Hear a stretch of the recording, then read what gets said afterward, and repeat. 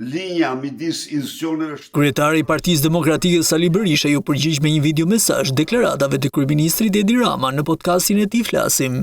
Sipas Berishës, raporti i Parlamentit Evropian paraqiti shkelje shumë të rënda të qeverisë, duke filluar qysh nga zgjedhjet e deri tek goditja e korrupsionit në nivelet më të larta të qeverisë. Edi Rama u ndal tek 9 maj dhe përsëri tentoi të mashtrojë shqiptarët duke fshehur me të gjithë mediat e tij dhe në monologun e tij pa shqipruar asnjë fjalë për raport në Komisionit Jashtëm të Parlamentit Evropian, raport në cilin damkosen zgjedhjet. Në këtë raport theksohet se heqja e imunitetit duhet të bëhet pa asnjë pengesë. Kryetari i PD-s theksoi se prej muajsh ndaj Shqipërisë po shtohen kushtet dhe kërkesat e reja në rrugën e integrimit drejt Bashkimit Evropian.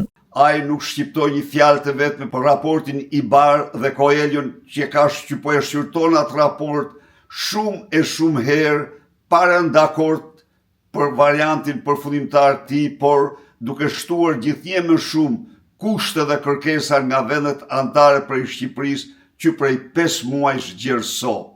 Berisha ironizoi edhe deklaratat e Ramës për mediat dhe startupet, duke akuzuar se kontrollon shumicën e televizioneve në vend dhe përdor propagandën për të manipuluar opinionin publik.